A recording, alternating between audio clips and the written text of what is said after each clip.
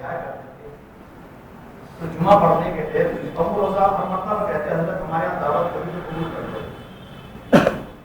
تو اس نے کہا کہ اچھا دعوت تو قبول کر لوں گا. مدتوں کے بعد اس نے کہا دعوت قبول کروں گا, پہلے بتاؤ کہ تمہارے اولاد کتنی ہے. اس نے کہا کہ میرے 3 لڑکے. کہا جی ٹھیک ہے, لیکن بلانے کے لیے بچے کو بھیجو. بچہ بلانے کے لیے آیا, کھانا تیار ہے, امام صاحب کہیے. اس سے پوچھا بیٹا تم کتنے بھائی ہو؟ اس نے کہا کہ ہم 7 ہیں. یہ کہا کہ تم واپس چلے جاؤ, اپنے ابا کو بھیج دو, میں تمہاری دعوت نہیں.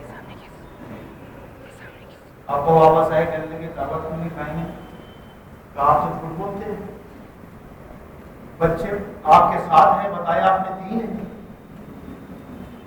اس نے کہا اور اولاد آپ کی بتا دی ہے 7. کہنے لگے دیکھو امام صاحب میرا بچہ بھی سچا ہے, میں بھی سچا ہوں.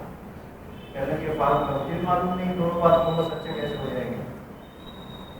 کہا جی دونوں سچے اس طریقے پر ہیں. آج ہی کی تقریر میں نے سنا, میں جمعے کے دن آتا تھا, آپ نے کہا کہ جو بچہ بچپنے میں انتقال کر جائے وہ باپ کا سفارشی ہوگا,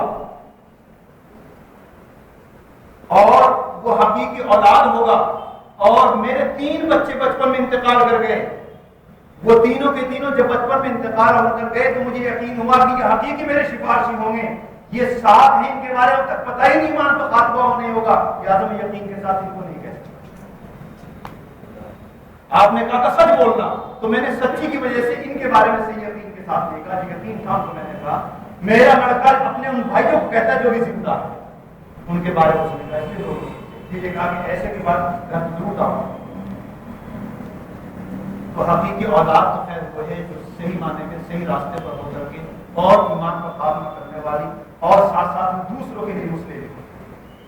اللہ ہم سب کی اولادوں کو بھی دیندار بنائے, ہم لوگ خود بھی دیندار بنائے, اللہ کے رسول صلی اللہ علیہ وسلم سے محبت کی توفیق عطا فرمائے اور رمضان کی قدر کرنے کی توفیق عطا فرمائے. آپ حضرات کے بیٹھنے کو قبول فرمائے. آپ کا شکریہ آپ ادا کرتے ہیں کہ چھوٹے سے بھائی سے آپ نے کچھ باتیں برداشت کی ہیں. اللہ تعالیٰ کو میرے لیے بھی نافذ فرمائے. ہمارے دعا